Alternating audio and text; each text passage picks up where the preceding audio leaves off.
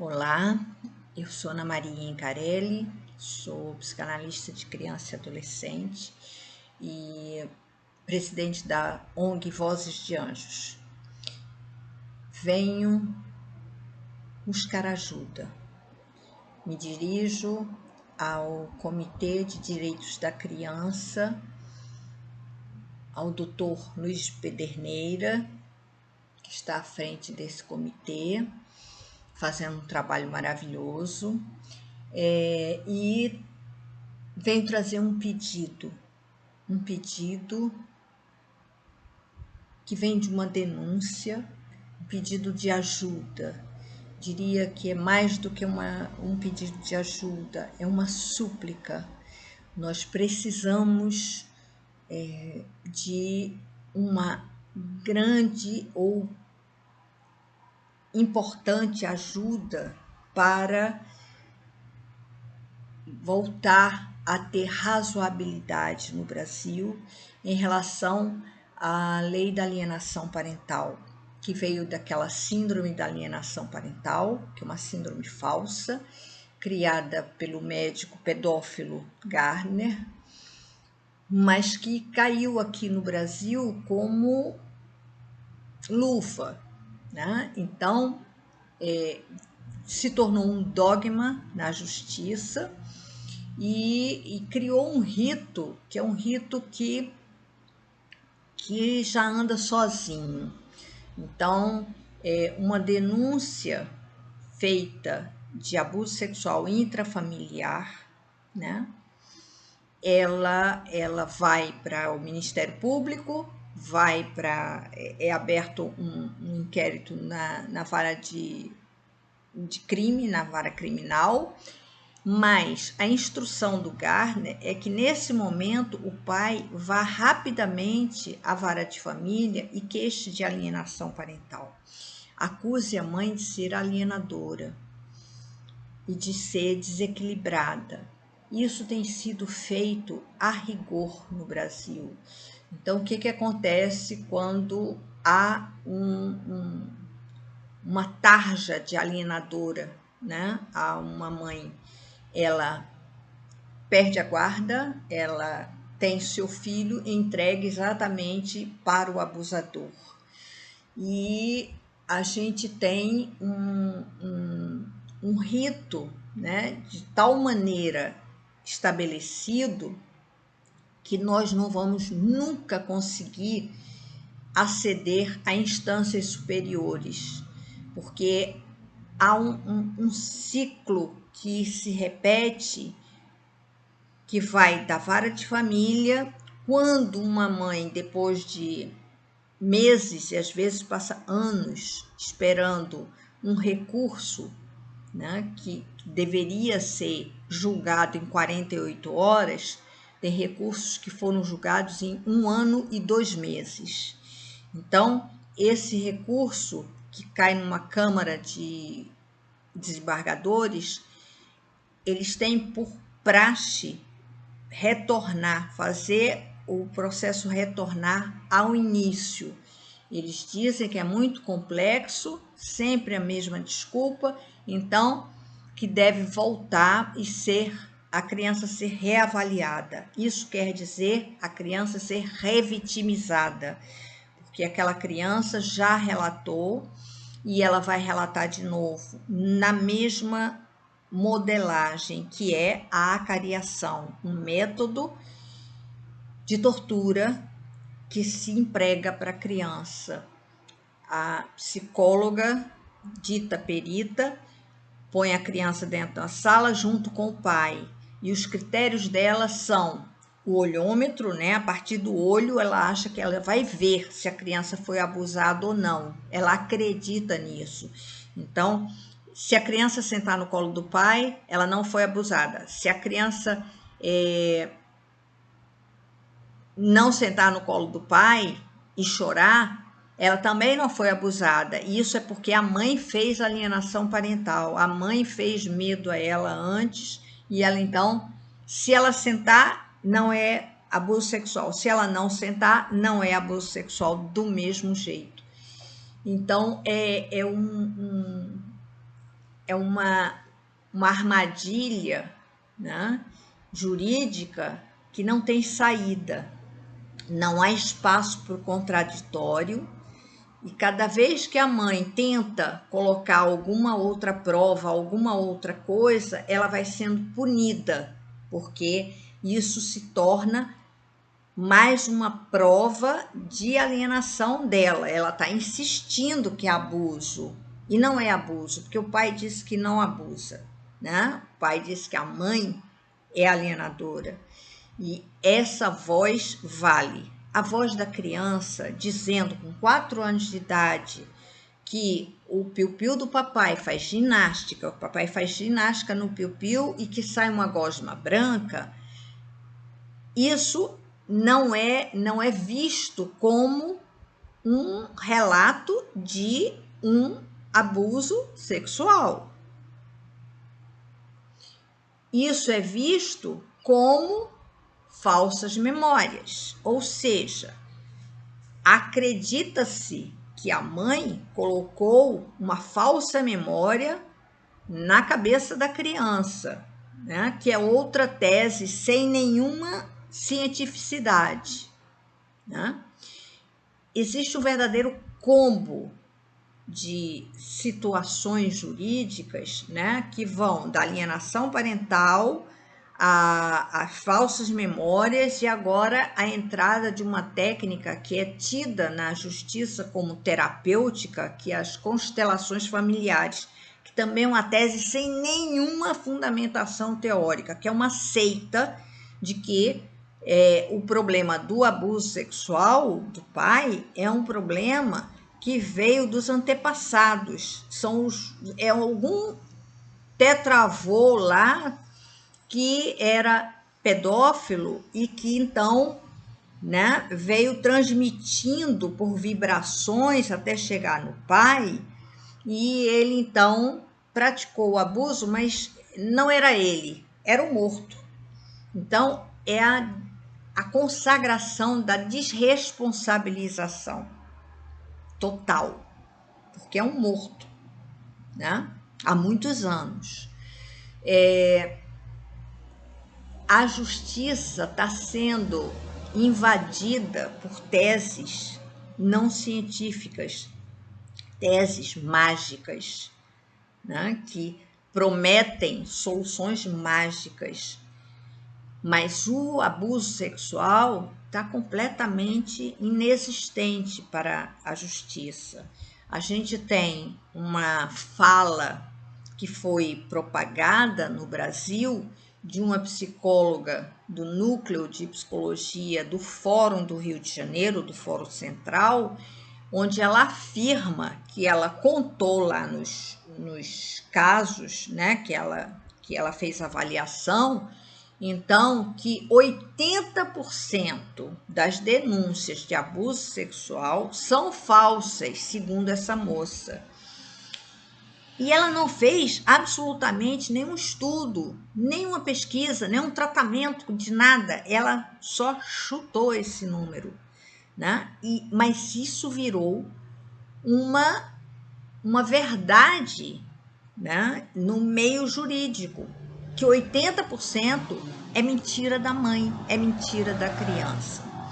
Então, isso é uma situação muito grave, porque quando chega a denúncia de abuso sexual intrafamiliar, o que acontece é que já há toda uma desconfiança em relação àquilo, aquele fato que está sendo relatado pela criança, e aí a criança vai sendo desacreditada, vai sendo duvidada, né? A psicóloga perita fica fazendo armadilhas para pegar a criança em contradição, o que não diz absolutamente nada, porque como é uma situação traumática, sim, as coisas vêm em pedaços, né? Sim.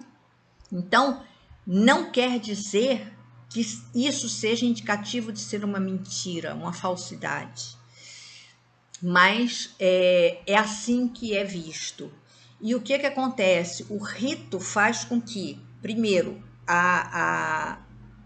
o movimento jurídico ele é circular, ou seja, A mãe faz uma denúncia, começa o processo na vara criminal, mas logo passa para a vara de família, o criminal é arquivado, não é averiguado, e aí na vara de família, né, se a mãe consegue que um recurso seja julgado, em geral, muitos meses depois, né, porque os recursos, né, de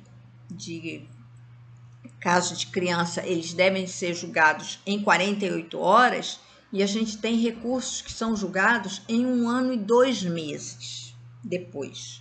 Então, esse recurso faz com que a Câmara de Desembargadores somente mande de volta o processo para a vara inicial, a vara de família, né? Então, volta para o mesmo juiz, volta para o mesmo promotor, volta para a mesma psicóloga, que vai fazer novamente a avaliação por acariação.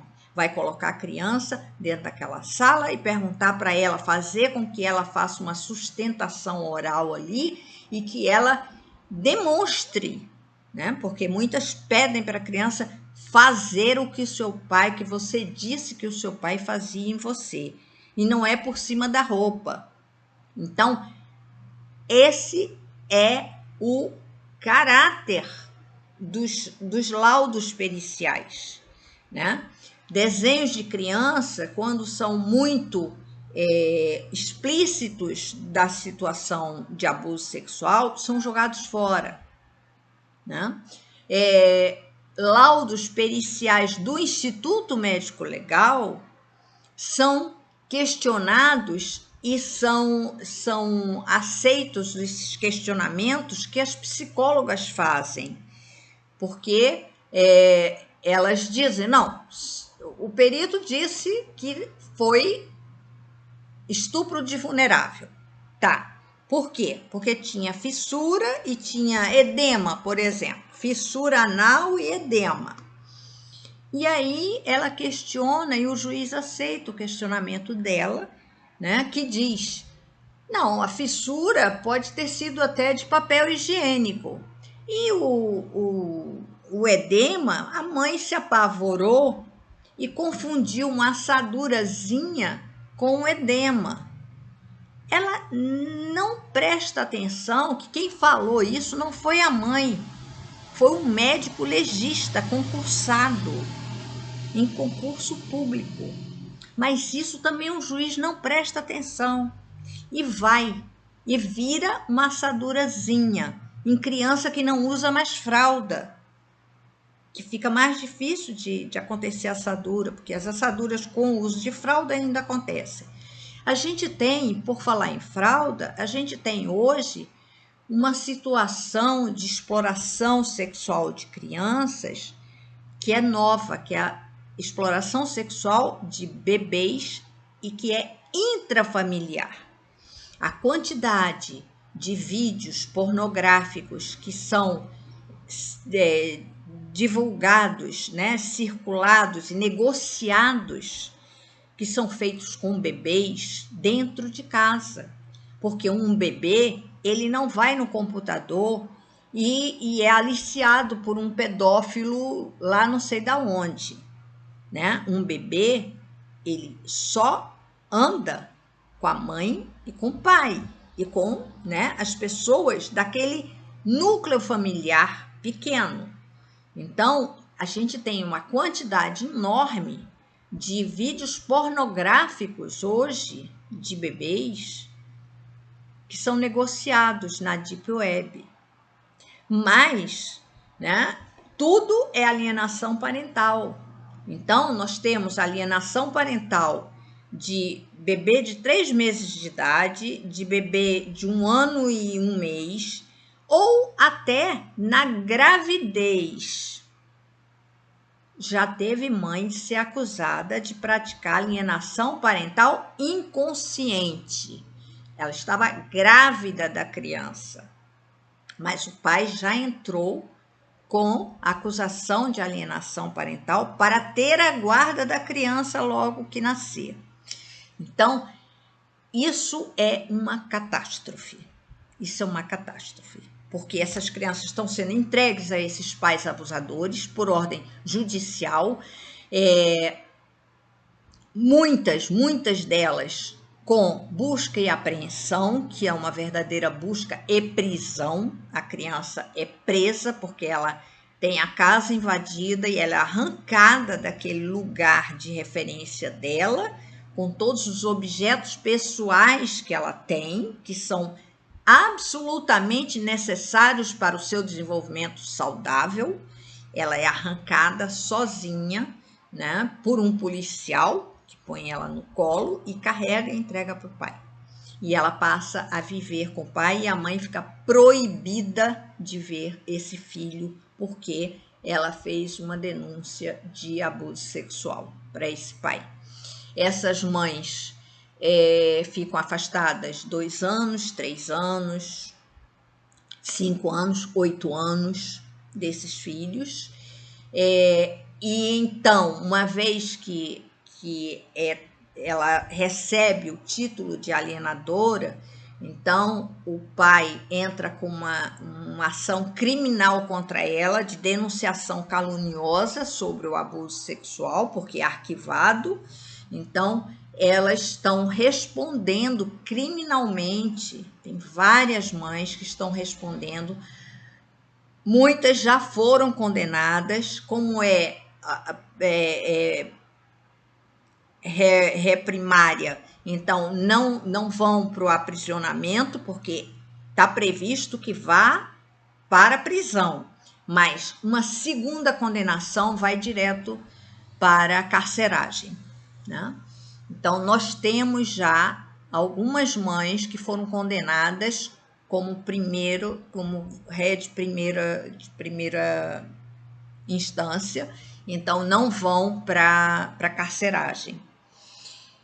E a gente tem, então, essa situação, né, de crianças que vão se adaptando, que vivem em verdadeiros cárceres privados, porque é claro, evidente que o abusador ele precisa se munir de mais garantias para ele, então ele isola a criança. São crianças que deixam de conviver socialmente como conviviam antes, não frequentam a casa dos amiguinhos, os amiguinhos não vão na casa deles também, eles ficam isolados, encastelados, né? Porque o pai não quer correr o risco de alguém perceber alguma coisa, né? Então o domínio é total em cima dessa criança.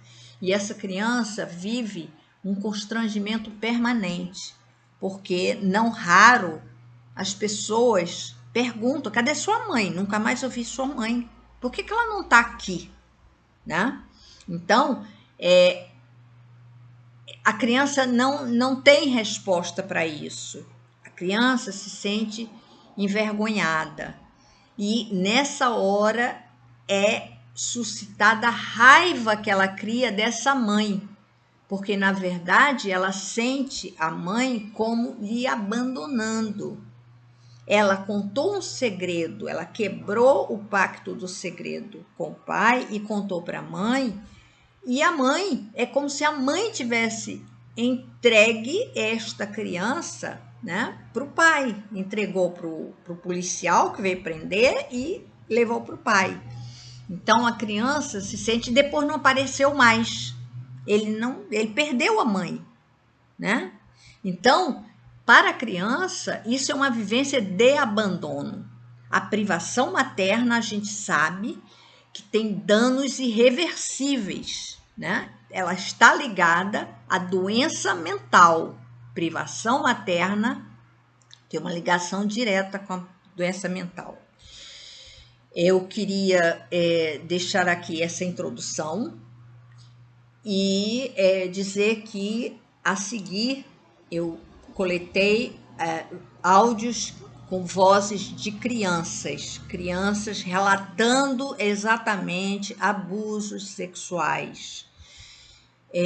Uma segunda série de mães de burca, né? Porque foi a maneira que a gente conseguiu que as mães pudessem trazer, relatar o que passam, né? Elas estão bem ocultas, porque elas são amordaçadas por todo o sistema, de uma maneira que elas não podem nem mesmo participar de redes sociais, muitas são proibidas judicialmente.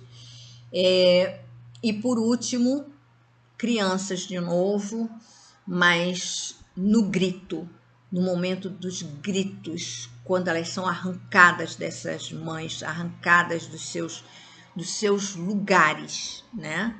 Da sua vida, né? Quando elas são arrancadas da sua vida. Eu peço com muita confiança que o comitê se debruce sobre essa questão no Brasil. Isso está muito grave há muito tempo. A Joana Marcenal foi a primeira criança assassinada sob a tutela da alienação parental, da síndrome da alienação parental.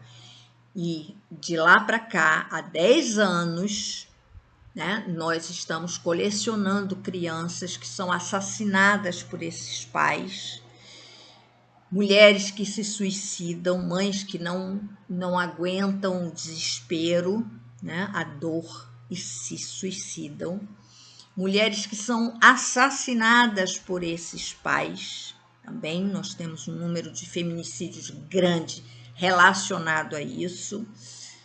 E tudo isso, né, acobertado por uma falácia, né, que se chama síndrome da alienação parental.